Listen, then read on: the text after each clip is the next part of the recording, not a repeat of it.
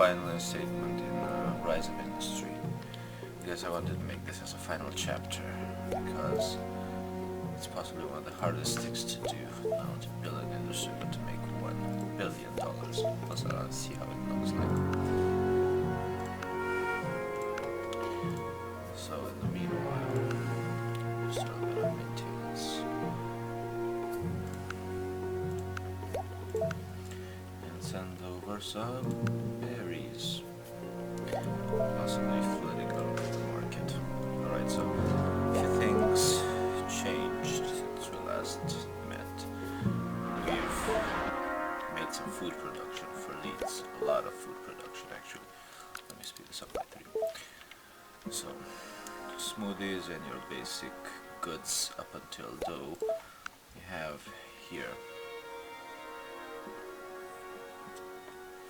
That was actually the first tier 3 one, which we care about. Everything else is simple to do, but takes a long while. Might require a bit more complex hubs to do.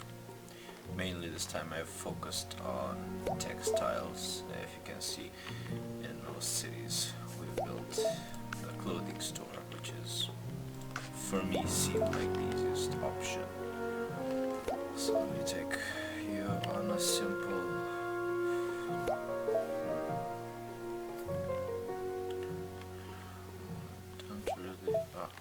because it's not mine. I didn't remember that one.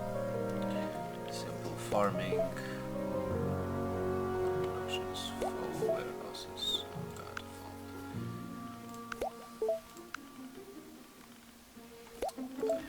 Alright. So, this was the beta version. I wanted to create a textile hub, which turned out pretty good. Basically we just need one full cotton plantation, and one berry plantation, and everything else is produced internally, filtered by the warehouse here, which obviously has links and ties to the, you guessed it, clothing store. And we're just ready to make our million. First experiment was kind of failed. We wanted to make a warehouse, a bit of industry here, mix up the two industries, which was kind of failed, so... so close. It was kind of a fail because mixing industries overloads warehouses, so had to reroute everything towards the second warehouse. Let's wait a few more seconds until we get the billion here. Curious if there are any achievements here.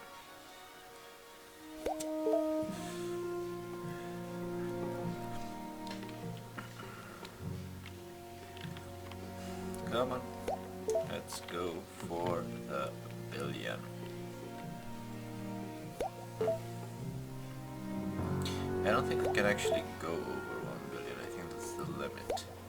So, yay, we've made a billion. Back to gameplay.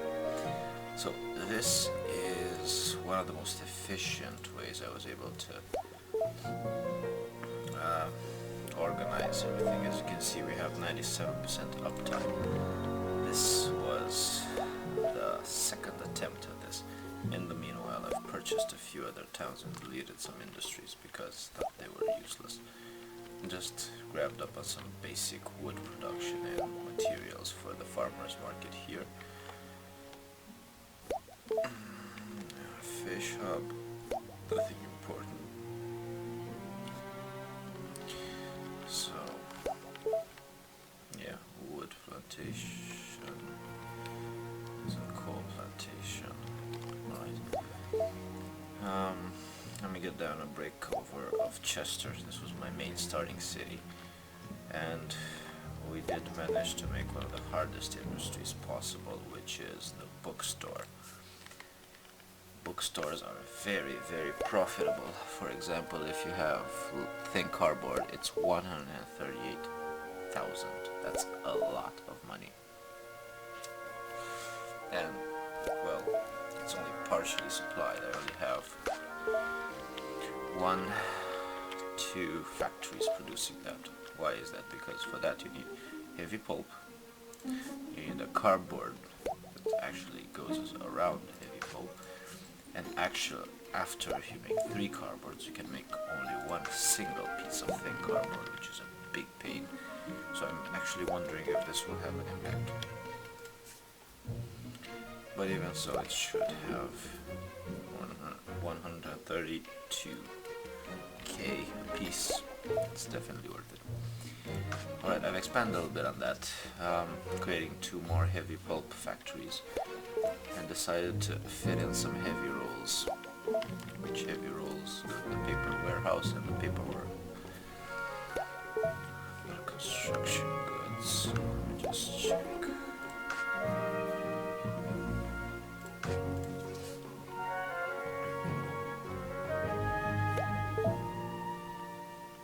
Okay, yeah, and after you make paper rolls, you actually make printing paper out of ink. So paper rolls is easy to make. I'll show you. Paper roll only basically uses wood and water. Problem is, it's only used for construction stores, so Chester was useless in that case, because we didn't actually have paper rolls here, so we had to reroute half of the production to another town, which still made profit, but now we're actually at $1 billion. Nice. Alright, paper roll was the first part of production. Paper rolls is used for printing paper, which you need ink and paper rolls. Printing paper is, again, a very high level item, so I'll show you. Printing paper is at 68,000 each, and it's basically the basic goods for books and your further punch cards. Alright. Other than that, just some light industry created everywhere. Chester was my most successful town, actually managing to incorporate a little bit of industry next to the farming section. Farming's stable, and the small production industry up until dough, with yeast consists of yeast and flour, is very stable and bringing constant profit. So Chester was one of the best towns to start with because you had construction goods, and we really lift off with wooden planks, just requiring wood. Every little basic industry was brought one by one to the hardware store, so sand, cotton, rubber, leather and wool is easy to acquire. Gas is actually not supplied yet, and wood is only partially supplied due to all the other industries. No, thank you, nachos. Farmer's market is fully supplied, but it could be better. Berries is currently an excess supply because I rerouted some resources from the other warehouses. Let's see, are you full with anything? No, just a game bug. Alright, so ink production is here next to the coal mine. More than enough with one air purifier and one water well to produce everything, so that's the basic backbone of this industry. Alright, partially successful businesses include an ore mine, obviously with an air purifier so you don't get your farms dirty. A market here that produces steel in large quantities. Let me check. And this still produces a lot of iron ore, or what exactly causes.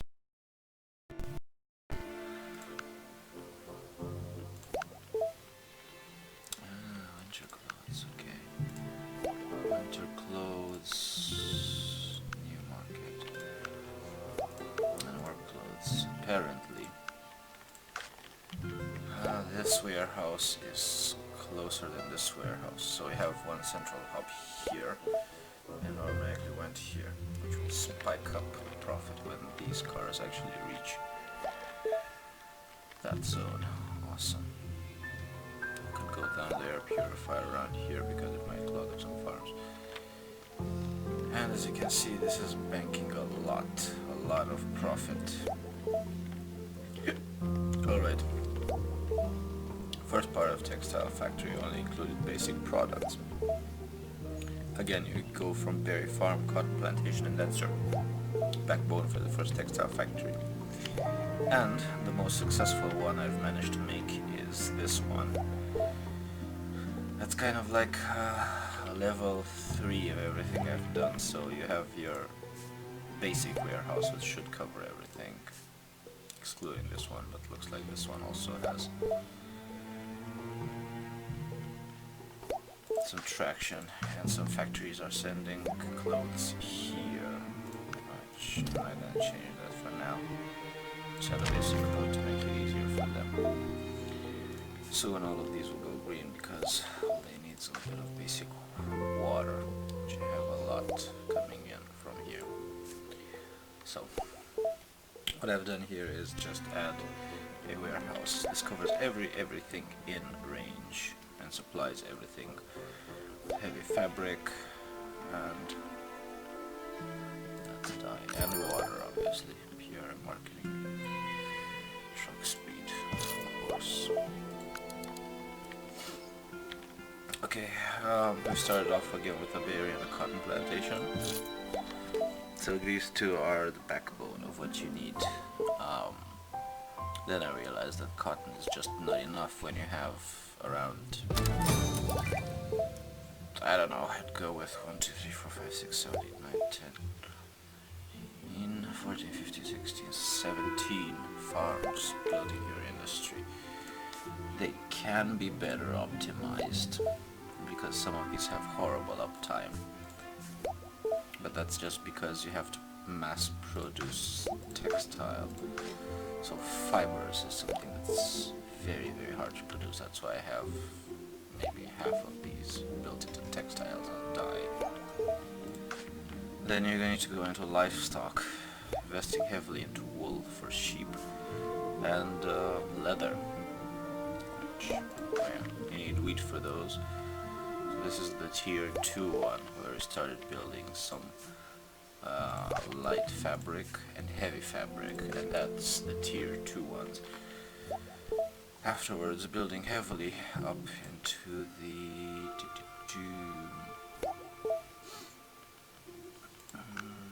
right, so tier 2 heavy fabric and light fabric, and then we've heavily built into winter clothes and work clothes, which is actually a necessity for one of these towns. I only have 4 overall, and they're very hard to make because you need leather and heavy fabric, so you need at least 2 heavy fabrics per one of these, which greatly reduces the uptime, and you basically lose a little bit of money in the overall race. However, the end product, if you go here, work clothes is, was around 130k I believe once. Now I think I've saturated the market by sending everything over from the factory. Nevertheless, that included a basic sum of how much? 38 million? So let's cut that by a quarter. So let's just say we have around 5 to 6 million profit per 2 months just by this alone. It's one of the most profitable industries you can think of so far. That's why I've invested so heavily into it. You can still cut your losses short if you don't want these two. And produce dye, fibers, and heavy fabric, and light fabric. These 4 goods alone are enough to keep your industry alive and well for a long while. Small other business that I've made is copper and gas, uniting them into a common warehouse and then shipping them over to a place where you actually need those, whilst combining a little bit of iron ore here. You can also see that we have 3 factories which produce quite a lot of money with a good uptime each. These are basically for copper wiring, copper tubing, and the second one is also for copper tubing due to the increase in prices from the ironmongery. This one are 2 things that are only partially supplied, so they have full going. so they have a full uptime, making it very efficient. Then going more with any PR contracts that increase your truck speed and reduce the time it takes is wonderful. So let's see, your purifiers are fully loaded, okay, and that's an overall of how business should work. And this is just a first map, so we'll see in the near future if I raise another map. I'm going to save this for the time being, just because we already covered the Make a Billion one, and I've guided you step by step on how to reach this stage. Now I'd like to see how we actually do when I purchase all other competitors. So, purchase. You want to demolish all nearby acquired buildings. Oh, this guy has a lot, so yes. What happens now? That's it, actually. I remain with only my production buildings. I've broken down everything he has. So, yeah, I guess the map's mine. So, pretty much I've won. Awesome. Alright, one final bit of information that's important. You can move your production. It only requires 1 million around. Yeah, 1 million, 2.5. Yeah. You basically have light industry profits, and you lose a lot on rural and heavy, depending upon your focus. In this case, I've made rural industry, which rural was the best thing I've had so far. Yeah. And these can be unlocked, one by one in the tech tree. Either way, you can choose to relocate after you've purchased one of the towns. For example, I can go to my successful town, which is New Market, and have this planted here because I like this town. It's been my best experiment yet. And since now this will dominate the market, I want light industry. Light industry is carpentry, liquor, paper mill, and textiles, which is basically what I'm working with. So light industry will bring me a lot of profit. 5% is a whole lot. Now, going about last month's profit, that's just simply what I've sold from the other AI. Switching up to 4. Let's see how much we make per month. I'll leave everyone with that as a final show. So we make around 3.38 million per month. You can just speed up the process itself. Let's see if we make more this month, or if that's the template out of which we work with. 534. One more month just to show. So 5 million per month is a lot. You basically build your basic contract which you purchase. I don't see the difference between industries if we solely focus on light industry. Meanwhile, let's see what I make here. A bit of better upkeep. Could be better, but either way.